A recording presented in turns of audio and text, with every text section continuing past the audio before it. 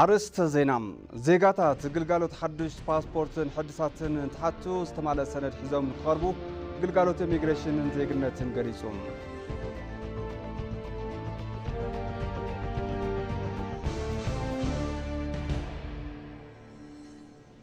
عب كل الأمحرة فلا حساب بزتن مفتاح نتسالة زلو تعري عود مكخون سرحتنياتات منقستي بصحتهم نكواتو تعوعي تقاربهم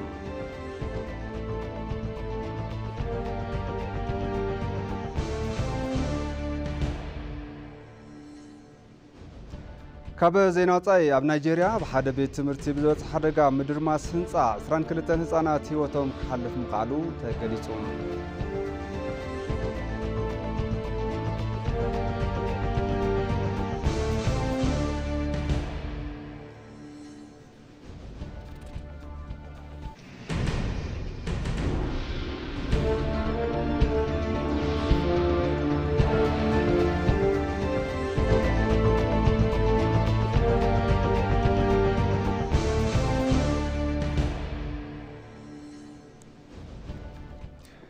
سلام طعنا بلاي كورات ملكتي كما يتخونوا ساعتنا أخيلو معد زينا حزنا مزينا لنا زيناتات حبركم صرنا حنا برهان فساية فلما نب حصرت زيناتات يكمرح لعلوا ماجر شوم فيلد مارشال برهانو جلا أب كتما دريداوا مرها قبري تخلافسي أساليتهم فيلد مارشال برهانو جلا كالوت لعلو تمرارحان أب ريفرال هوسبيتال إز مبرق ز تسرحو استفرالي مسارة المعاتات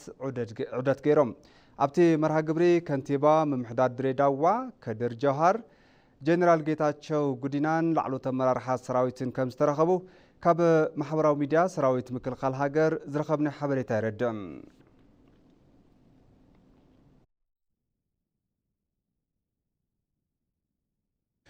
مزي تتحيزو درجة سلسة ريفرال هوسبيتال إز مبراق سراويت مكل خال هاجر بكلينيكال نيرسينج دبلوما زسلطنوم شومنتميتي سوميات عنا امريقوم اب مرها قبريت مرقا لعلوي تماجر شوم سراويت مكلخال هاجر فيلد مارشال برهانو جلا لعلو تمكنات تي سراويتن كنتيبا ممحدار كتما دريداوا كدر جوهرن ترقيبهم يوم توم تمهارو تمرتم نخلت عامتن شدشت ورحن استخطاتلون بدرجة 4 دبلوما ممرقومن قلقالو زينا إثيوبيا صبصبوهم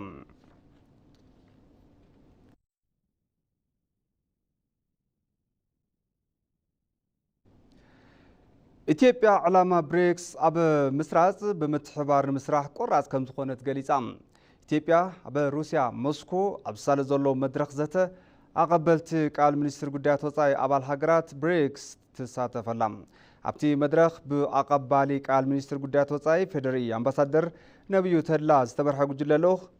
يساتف كم زولو تحبيرو لهم أمباسادر نبيو إثيوبيا علامة بريكس أب مسراتن استزابعو حبريتاتات أب مكلخالن مس أبال هاجرات بمتحبار نمسرح قراز كم زخونتهم قليصهم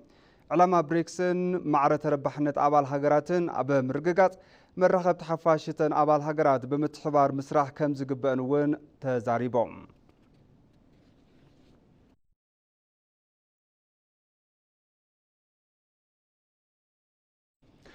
حزر ما نبى زرزر زينا كحلف زيغاتات قلقالو تحدش باسبورت نحدساتن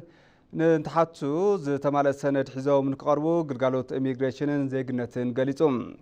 زيغاتات حدشن حدساتن باسبورت بوانو منتان نكبصحهم زي تمال نصوفوفن سند حزاوم نابتي قلقالوت نكمصون بأونلاين نكمالون جزاوي دايركتور ركب حزبن كوميونيكيشنن قلقالوت إميغريشنن زيغنتن أيته يمانة قبر مسكال قليص أمالهم جيتاچو عالمو توسق اللو قلقالوت إميغريشنن زيغنتن أب كل تشحن 16 عام تمرت زسرحوم سراحتن نكل تشحن 17 عام تمرت كسرحوم زتلمو من عملكيتو نغازطنياتات مغلص هيبوم طابيانا ኢቲቪ ትግርኛ ኣብቲ ቦታ ተረኺቡ ምኽንያት ጸገምን ምጉታትን ፓስፖርት ኣመልኪቱ ዝሓተተ ኮይኑ ካብቶም ጸገማት ቀንዲ ምኽንያት ምጉታት ፓስፖርት ዝተማልአን ጽፉፍን ሰነድ ሒዝካ ዘይምቕራብ ተረቋሒ ምዃኑ ግዜያዊ ዳይሬክተር ርክብ ህዝብን ኮሙኒኬሽንን ግልጋሎት ኢሚግሬሽንን ዜግነትን ኣይተ የማነ ገብረ መስቀል ገሊጾም ዜጋታት ብዘለዎ ኮይኖም ኦንላይን የመልክቱሞ ኦንላይን ከመልክቱ ከለው ሓደ ኣፍቱ ዳታ ጽሬት ዘይውሉ ዳታ ጽሬት ዘይውሉ ፎቶ ጽሬት ዘይውሉ ሰነድ ይልኹ ንሱ ፈትሽካ يدقم وي فوتو مصيخا استخاخل وي دما سند زلدت كارد زي استخاخل زبل ملختي بحصر ناي صحف ملختي زلا اخلم تحصر ناي صحف ملختي تسلكين دحر تعصو خينو استات 48 ساعات قال يا اير صنح دحريو ايرخون زلو مالتيو سلازي بحصيرو مصيم كيحدثو تتوهالو كيفصمو احنا خا تنطلطيلو افت لمثالي حتمت اندحر بصيحو اب حتمت تنطلطي مانو اب مزغبا تنطلطيلو ناب حتمت كيبصحه ننوح غزي يصنحلت سند مالتيو مصراي بزبال مخنيات دليتي باسبورت كم زغلالو زغلص كوينو منتان ندحنነት كبحال كم زصارن كالوت زيغاتات غربابتي كم ايثيوبياويان كوينوم باسبورت نكيوسدن علمو زسرح مخانو ايتيمانم ارديوم كم زفلت اتو مصراي زبحال اب تغارو طرح زي كونس اب كالي ناي وسن وي داي دنبر اكابي زركو ناي دوبا اكابي زركو حزبታት كم زفلت ኢትዮጵያ ምስ ጎረባብቲ ሃገራት ተመሳሳሊ ዝኾነ ቋንቋ ባህሊ ታሪኺ ዘለዎም ስለዚ ካብ ወፃኢ ወይ ኢትዮጵያን ዘይኮኑ ዜጋታት ተደጋጋሚ ናይ ኢትዮጵያ ፓስፖርት ንምውሳድ ሙከራታት ይገብሩ እዮም ስለዚ ሱን ምክልኻል ዜጋና መን እዩ መን ኣይኮነን ዝብል ድማ ከም ዝፍለጥ ናሽናል አይዲ ጋለ ህዚ ጅመር ዘለንበር ኣይነበረናን ስለዚ ብናህና ፓስፖርት ማነው ናህና ናይ ቀበሌ መታወቂያ ወይ መለለይ መንነት ልደት ካርድ ረኺቦም ኢትዮጵያውያን ኢናይሎም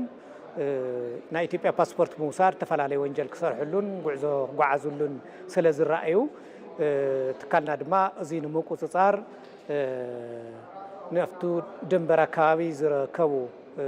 ህዝብታት ካብኡ ተመሳሳሊ ስለ ዘለዎም መብዛሕትኡ ለምሳሌ ተጋሩን ኤርትራውያንን ተመሳሳሊ መንነት ተመሳሳሊ ቋንቋን ባህልን ስለ ዘለዎም ተጋሩ ኢና እናወሉ ኣብዚ ዘዋዚ ኣብዚ ከባቢ ኣብዚ ቀበሌ እዚ ንውለድ እናወሉ ስለ ዝወስዱ ንሳቶም ንዘይምውሳድ ፓስፖርት ንኸይወስዱ ዝግበር ምፅራእ እዩ ዜጋታት ብሰንኪ እኹል ዝኾነ ሰነድን ሓበሬታን ሒዞም ናብቲ ግልጋሎት ዘይምቕራቦም ምግሉላእ ከጋጥሞም ይኽእል እዩ بمخان دما نزين مقراف ناب تقلقالوت قدمي ممصوم بحصير قصر سلكي ناب 83 بمدوال حبريتانك حتو اتوم حلافي حبيروم لنا نحن افتناي مصراي ماكلنا ويفتناي مصراي ديبارتمنت زلو صقمتاليو يغنفتشو نخلينا بمبزحتو زرق ግን ዜጋታት بقع ዘይኮነ ወይም ደግሞ እኹል ዘይኮነ ሓበሬታ እኹል ዘይኮነ ሰነድ ሒዞም ዘይ ምቅራቢ ዝርአና ክብገሱ ከለው ታይታ ሒዝና ኢና ክንመጽእ ዘለና እንታይ ይዘድሊ ናይ ልደት ካርድ ናይ ቀበሌ መታወቂያ እና ካልአት ናይ አቦ ናይ ትምህርት ማስረጃ ናይ ወር ናይ ካሊ ዘልዩ መስፈርታት እውን ኣለው ስለዚ ሳቶም አቀዲሞም بحصير ناي صحف مانو بحصير ناي سلكي غزعلنا زقليل زخونه 833 ناو دويلم تايتا يزلينا تايتا حزنا نمصلنا إلهم ناو قصرهم كمص خلو تاينتاي كم زليهم اخول زخونه حبريتا اخول زخونه سند حزم تزقربو زحشه يمسلن اب كتما مقلب سنكي كوينا تواريصو زنبره غلغالوت سراح مجماروس ገለጹቶም حلافي እንተኾነ ግን ግልጋሎት ሕድሳት ጠፊኡዎም ዝነበረን ዝተበላሸዎምን ንምትካ እምበር ሓዱሽ ፓስፖርት መሃብ ከም ዘይተጀመረም ገሊጾም ኣብ መቐለ ከም ዝፍለጥ ብቱ ኩናት ተቋሪጹ እዩ ተቋሪጹ ጥራሕ ዘይኮነስ ድሓር ከድና ከም ዘጽናዕናዮ ብዙሕ ንብረት እውን ወዲሙ ወይ ተበላሽ እዩ ብዙሓት ሰነዳት ብዙሓት ምስጥራዊ ዝኾኑ ሰነዳት ኣብኡ ተወሲዶም እዮም ስለዚ ታይታይ ዘድሊ ተባሂሉ ሰፊሕ ጽንዓት ተገይሩሉ ታይታይ ብቴክኖሎጂ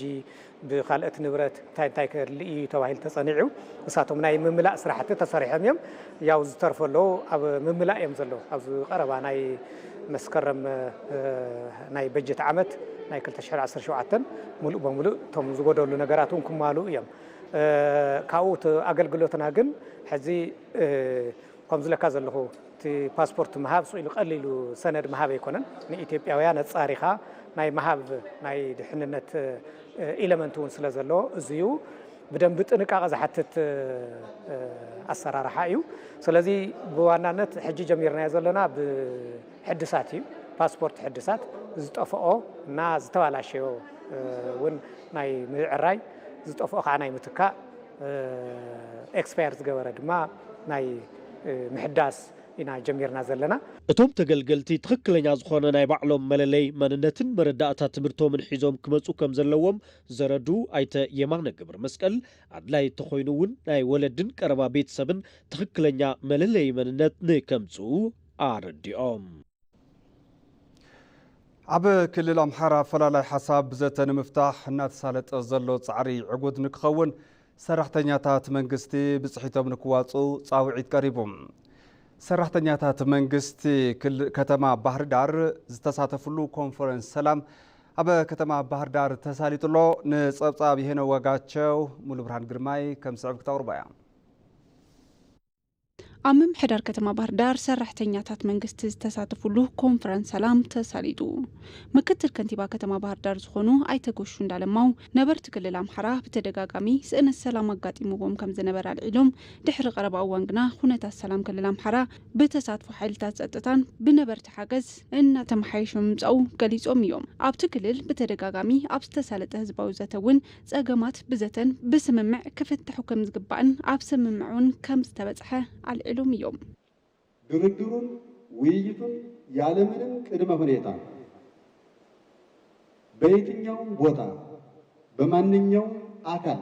እቲ ስምምዕ ዘተ ብዘይ ዝኾነ ቅድመ ኩነት ኣበ ዝኾነ ቦታ ብዝኾነ ኣካል ዝሳለጥ ተኾይኑ መንግስቲ እቲ ክልል ንሰላም ንህዝብን ክበሃል ክገብሮ ይግብእን እዩ ዝብሎ መትከል ሒዙ ብመላእ ከባብታት ኣምሓራ ዘተ ሰላም ንክሳለጥ እንዳሰርሐ እዩ ኩሎም ማሕበረሰባት ክልልና እውን ተሳትፎ እንዳገበሩ እዮም ኣብ ምምሕዳር ከተማ ባህር ዳር ኣብ ዝሓለፉ እዋናት ሰላምን ፀጥታን ካብ ምርጋፅ ብዝሓለፈ ብርክ ዝበሉ ስራሕትታት ልምዓት እናተሳለጡ ከም ዝነበሩ ዘልዓሉ እቶም ምክትል ከንቲባ ኣብታ ከተማ እውን 22 ኪሎ ሜትሮ ህንፀት መንገዲ እናተሰርሐ ከም ዘሎ ኣልዒሎም እዮም ልማቶች ሁሉ የመጡት ገቢ በመሰብሰባቸው የገቢ ባለሙያዎች ግን ተተኩሶ ተገለዋል ልምዓት ዝመፅእ ኣታዊ ስለ ዝተኣከበ እዩ እቶም በዓል ሞያ ኣታዊ ግና ተቐቲሎም እዮም ኣበ ልዕሊኦም ጥይት ተተኪሱ እዩ ፈንጂ ተፈንጂሩ እዩ ግን ድማ እቶም ብሂወት ዝተረፉ ስራሕ ዶ ይበሉን በዚ ምክንያት እውን ካብ ምምሕዳር ከተማ ልዕሊ 4.2 ቢልዮን ኣታዊ ምእካብ ተኻኢሉ እዩ እዚ ውፅኢት ሰራሕተኛታት መንግስቲ ኣመራርሓን እዩ ስለዚ ሰራሕተኛታት መንግስቲ ኣብ ውሽጢ እዚ ፀገም ኮይኑ ንዝገብሮ ምትሕብባር ካብ ልቢ ከመስግን ይደሊ ተሳተፍቲ ዘተ በወገኖም ስእነት ሰላም ነቲ ማሕበረሰብ እናጎድኡ ከም ዘሎ ኣልዒሎም እቲ ፀገም ካብ መሰረቱ ንኽጠፍእ መንግስቲ ኮነ ኣብ ዱር ዘሎ ሓይልታት ተቀራሪቦም ኣፈላላዮም ክፈትሑ ከም ዝግባእ ኣልዒሎም እዮም ሁላችንም በዚህ ጉዳይ ያለን ሐሳባችን አውጥተን በመንግስትም በኩል መስተካከል የሚገባቸውን ነገሮች እንዲስ ኩላትና ኣብዚ ጉዳይ ዘለና ሐሳብ ኣዋፂና ብመንግስቲ ወገን ክእረሙ ዝግብኦም ነገራት ኣሪምና ኣብ ዱር ዘለው ኣሕዋትና እውን ናብ መንገዲ ሰላም መፅኦም ሰላምና ረጋጊፅና ላብ ልዕማትና ኣትወሉ ኩነታት ንምፍጣር ኩላትና ብፅሒትና ንዋፃእ ዝብል ርእይቶ ኣለኒ በችግርም ውስጥ ሆነን ስራ እየሰራን ነው የሚለው ግን ይሄ እውነት ነው ኣብ ውሽጢ ፀገም ኮይና ስራሕ እንዳስራሕና ኢና ዝብል ግና እዚ ሓቂ እዩ ንኣብነት ከም ጥዕና መምርሒ ክንሰርሖ ዝግባእ ስራሕ እንዳስራሕና ኢና ካልኦት ትካላት እውን ኣብ ውሽጢ ፀገም ኮይኖም እንዳሰርሑ ይርከቡ ኣብ ምምሕዳር ከተማ ባህር ዳር ዝተሳለጠ ኮንፈረንስ ሰላም ሰራሕተኛታት መንግስቲ ሰላም ንኩሉ ኩሉ ንሰላም ዝብል መሪ ሓሳብ ከም ዝነበረ እውን ተገሊጹ እዩ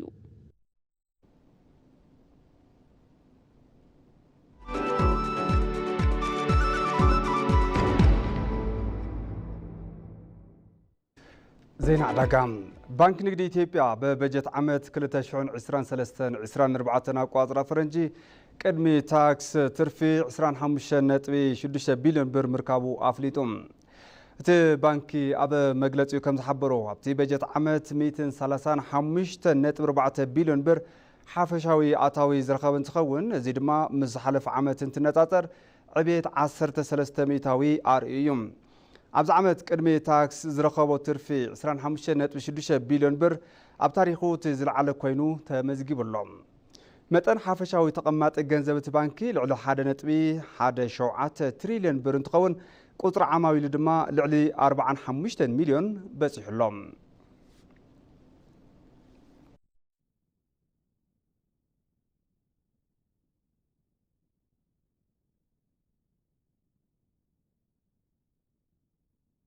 حزرማ ናብ ዜና ወፃኢ ክሰግር ኣብ ናይጄርያ ኣብ ሓደ ቤት ትምህርቲ ብዝበፅሕ ሓደጋ ምድርማስ ህንፃ 22 ህፃናት ህይወቶም ክሓልፍ ምኻሉ ተገሊጹ ኣብ ማእኸላይ ክፋል ሃገር ፕሌቱ ተባሂሉ ኣብ ዝፅዋዕ ግዝኣት ዝርከብ ቤት ትምህርቲ ብዝበፅሕ ሓደጋ ልዕሊ 130 ህፃናት ጉድኣት ከም ዝበፅሐ ሰመዝቲ ግዝኣት ኣፍሊጦም ኣለዉ ኣብ ዋና ከተማቲ ግዝኣት ጆስ ዝርከብ ሴንት አካዳሚ ኣብ ዝበሃል ቤት ትምህርቲ ዝነበሩ ተምሃሮ ኣብ ፈተና እናሃለዉ እቲ ህንፃ ክፈርስ ምኻሉ ዝተሓበረ እንትኸውን እቶም ጉድኣት ዝበፅሖም ተምሃሮ መብዛሕትኦም ህፃናት ትሕቲ ዕድመ 15 ምዃኖም ተገሊጹሎም እቲ ሓደጋ ዝበፅሖ ቤት ትምህርቲ ልዕሊ 1,000 ተምሃሮ ዝርከብዎ ከም ዝኾነ እውን ተመላኺቱ እዩ ምኽንያት ምፍራስ እቲ ህንፃ እንታይ ከም ዝኾነ ዋላ እንተዘይተፈልጠ እቲ ሓደጋ ኣብቲ ግዝኣት ንተኸታተልቲ 3 መዓልታት ከቢድ ዝናብ ድሕሪ ምውቅዑ ዝተፈጥረ ምዃኑ ተሓቢሩሎም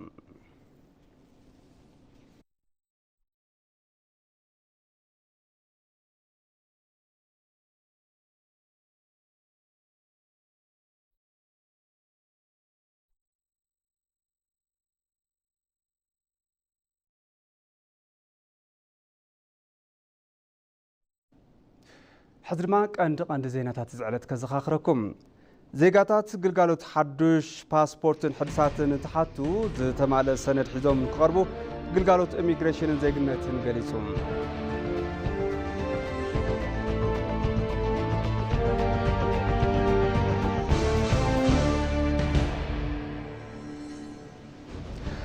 ኣብ ክልል ኣምሓራ ኣፈላላይ ሓሳብ ብዘተ ንምፍታሕ እናተሰለጠ ዘሎ ፃዕሪ ዕውት ንክኸውን ሰራሕተኛታት መንግስቲ ብፅሒቶም ንክዋፁ ፃውዒት ቀሪቡ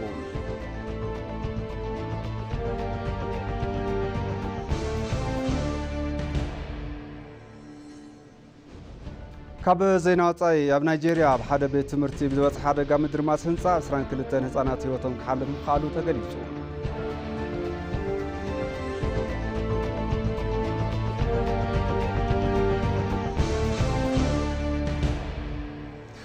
ባርከስ ተመልከቲ በወገነይ ዜናታት በዛዚ መለኹ ስዕቡ ጸብጻባት ስፖርት ነው ክንከብል ሱንካሳ ህዝብ ወጣረብ ሰናይ ጻልት